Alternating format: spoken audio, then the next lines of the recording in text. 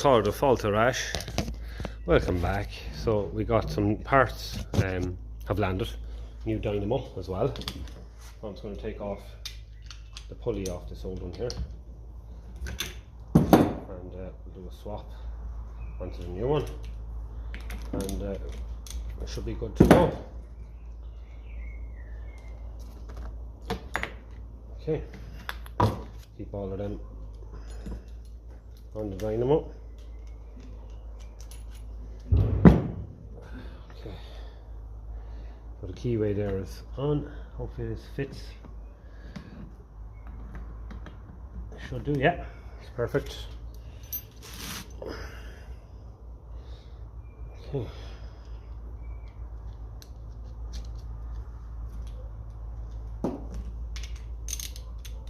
A metric 19mm nut, which is bigger than the 11/16 that would have been originally on it. Nice to see, instead of fitting smaller nuts onto parts. So there we go, sounds perfect. Let's get this fitted and we'll hitch up the loom and see what our voltage regulator is doing. Okay, so we've seen this plenty of times, me fitting dynamos onto this and onto loads of other things. So we'll get that fitted there. Bolts are just loose there, they're in though. Just wanted to make sure this fits fairly good on the bracket. They're a little bit loose. The originals are a bit snugger on the bracket, but I'd say we'll be okay. There's not much in it. Our adjuster then is down here. Sometimes these are threaded in and sometimes they have a hole, so that's actually threaded in, so that's okay. We don't need the nut, so that's handy. Except it wants to go behind. Right, so I might just potentially look for a shorter bolt, because this is long. Don't really like the look of the long bolt coming through. Well, anyway, this is all just to test our voltage regulator. So we'll just run that in there quickly.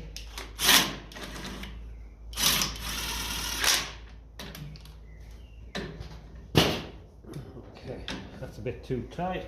We have to put our fan belt as well as a new fan belt. And it's always the best thing to do when you spare X, same as I just fitted my gold belly lately. And as I was saying before, the fan belt is so important, and I might take off this dynamo. I know I had to with my own, actually I should have actually thought of that first. These new fan belts are they're tight. You can't pull them up on over the pulley, so that's alright. So I'm going to take an extra minute or two. Take off this, swing the dynamo inwards and get the belt on first. I think this is what we had to do before. It's a lot easier doing it without a radiator and a bonnet. Anyway, I can tell you that much for nothing.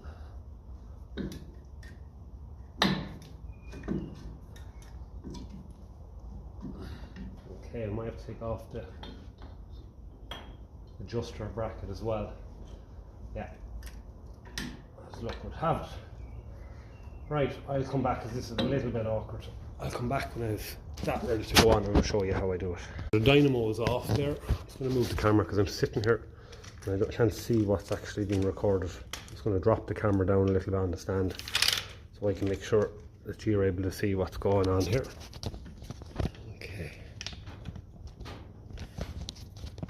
And lift it up a little bit. Right. So the dynamo has to come off completely. You've got to get that lined up. You've got to get the pulley in through there, and then you have to swing it backwards. That is what has to be done. A little bit awkward, but it ends up making the whole lot very neat. As in, it leaves the dynamo in nice and close to the engine. So there we go, we're winning now.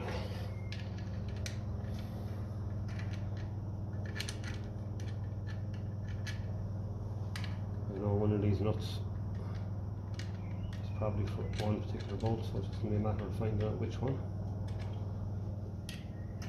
There we go. no washes ratting for the time being, just nice and easy for the fitting and stuff like that until we get all of this.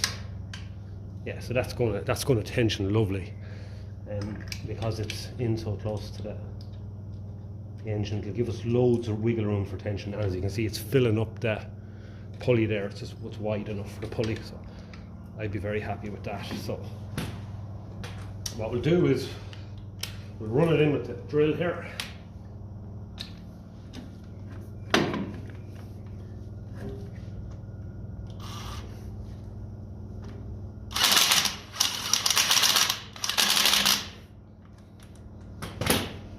With a reasonable amount of tension.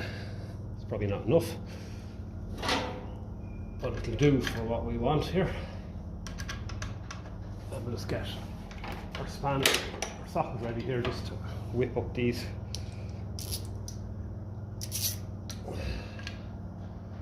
And we'll find a little tension on it if we have to. Mind you, with that new fan belt, it should be perfect.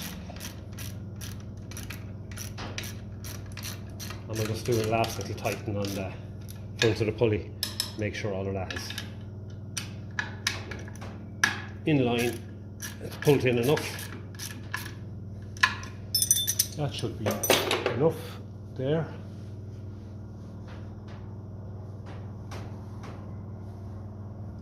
Yeah, it looks like it is actually, yeah. Something we can return to anyway. That should be more than enough tension just to make sure the data is working. So now we have to fit on our electrical connections. So they're at the back of the dynamo here.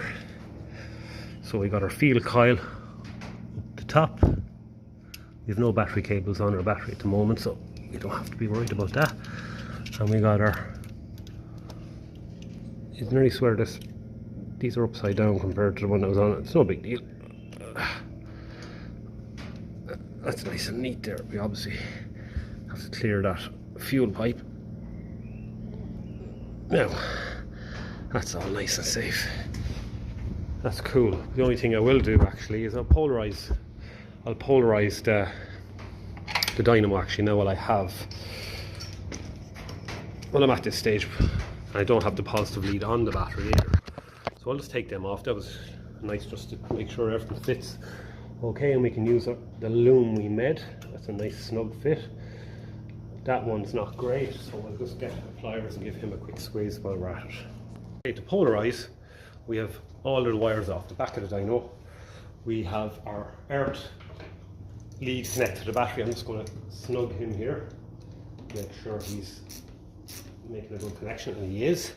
And we just run the wire like this down from our battery, positive, because this is going to run a negative earth, to the field connection.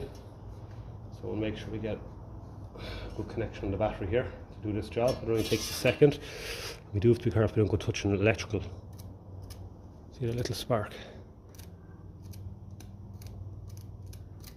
That's it, polarized. So it knows now when it gets power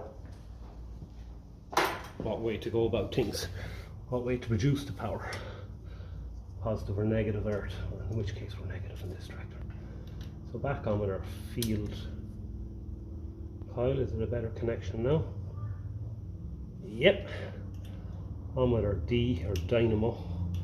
Same thing, if it's not a good connection, squeeze it with the pliers. Okay, that's good, and that's good. Right. Okay, we're getting there. So I'm just going to move a few things out of the way, get this hitched up, try it maybe for a start, and see then what's happening with the voltage regulator. Lads, so we have everything hitched up. I've lengthened the cables to get it away from all of the noise, electrical noise from the interference from the fuel system. So we'll be able to keep an eye on things. It still will probably be jumping up and down a bit because I usually have to squeeze these connections and to get a good connection, and that's probably not the best either, to be honest with you, for an earth. So it's hard to know what exactly to do. Let's just shine things up a little bit anyway and try and get a good reading. Them crocodile clips, as you can see, that's actually after deciding it wants to bend. So I really do need to make up a proper set of cables for this. But we are getting a steady reading there. Okay, 12.8. So we'll give it a start and we'll see what's happening with the voltage regulator that I've adjusted before. I want to see that staying cut out, right? Anyone who's been following the videos here, this is the important lad here. So as the revs increase and the dynamo starts throwing power in, it starts turning this into an electromagnet, and it draws that down and it just closes them points, and then your dynamos connect to your battery. In other words, you're charging. So we'll try it for a start.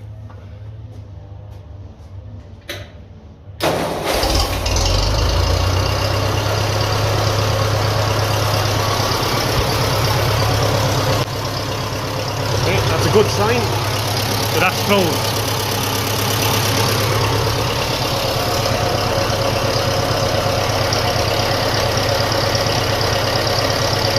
Will I be taking the 13 reading there? These connections aren't great. I'll try and squeeze the connections and see if we can get something a little bit more steady.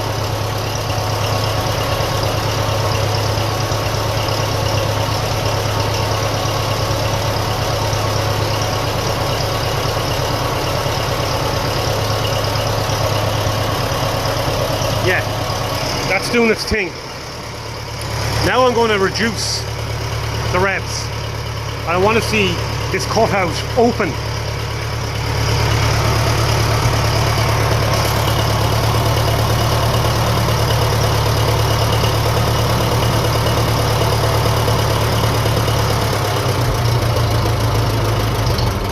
There we go.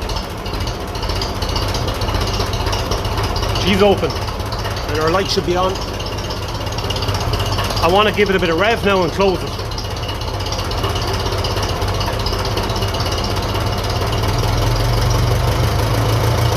There we go.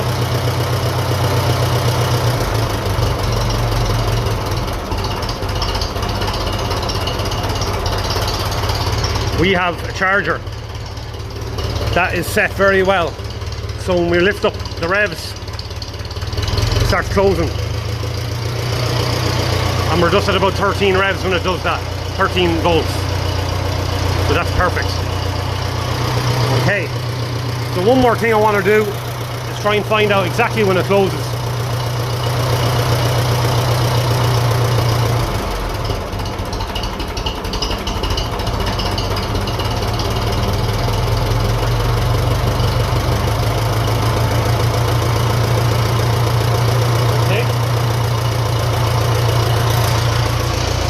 That should be 13. You can see the 13 coming in there. That means it's only closing when it's charging. So ladies and gentlemen, we have a working charging system, I'm happy to say. Very good. Okay. That's great news. Right, are we all okay around here? Make sure that the dynamo isn't hot, no, and then the slightest, and the pulley is okay too. That'll do its own little bit of bedding in and all of that, and we probably have to tighten it up a little bit, I'd say. Small little bit. I can get a bit, I can barely turn it. Yeah. So I might just tension that another little bit more now and come back and just repeat that test and make sure that we're not getting false results. Okay, one more test.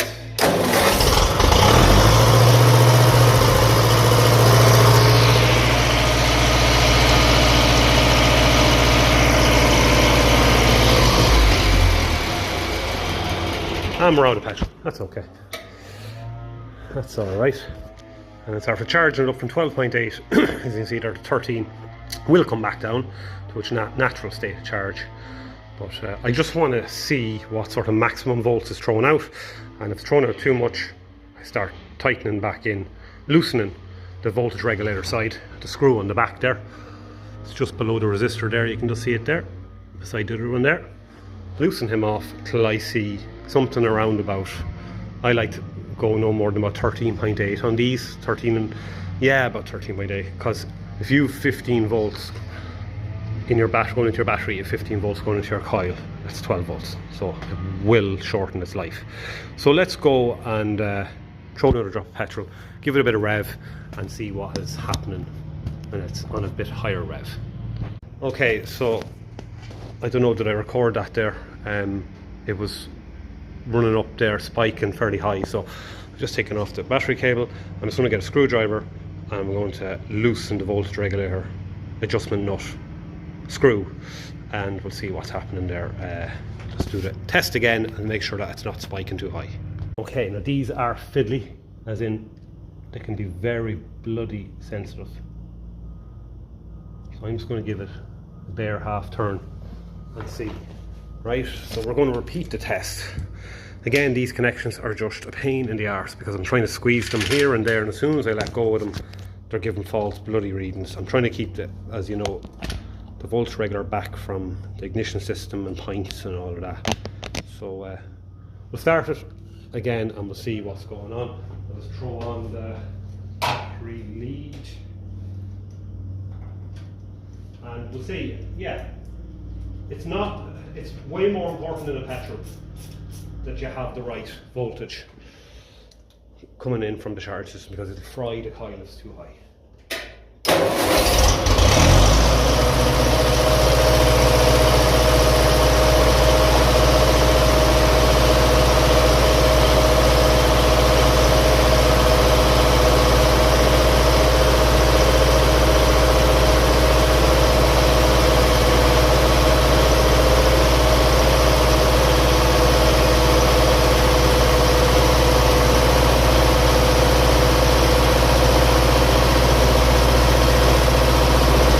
Still regularly seeing 16 there, not great.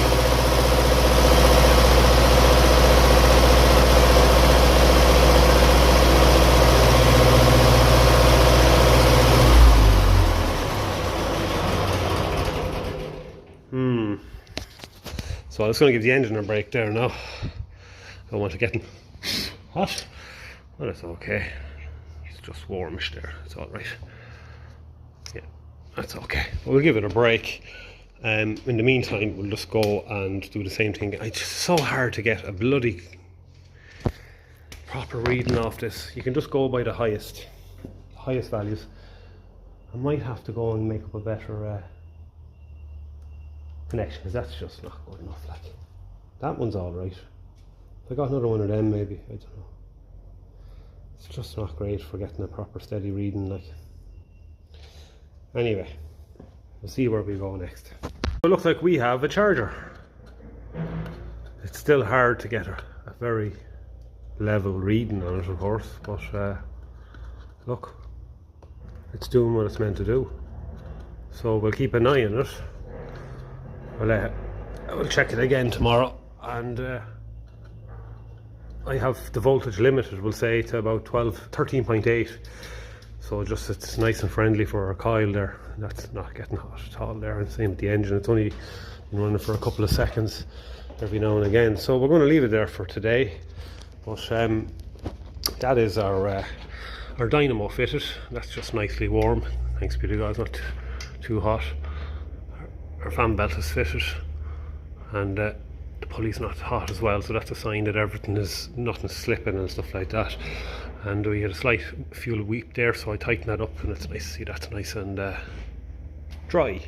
So that's where we're going to leave this video on the dynamo and charging system. It took a while to get it where it's at now, but I do like to make sure they're not getting too much power into the battery, because that just goes straight to your coil and all of that. Everything gets hot. So that's where we'll leave it. We'll come back when we have something else to share with you.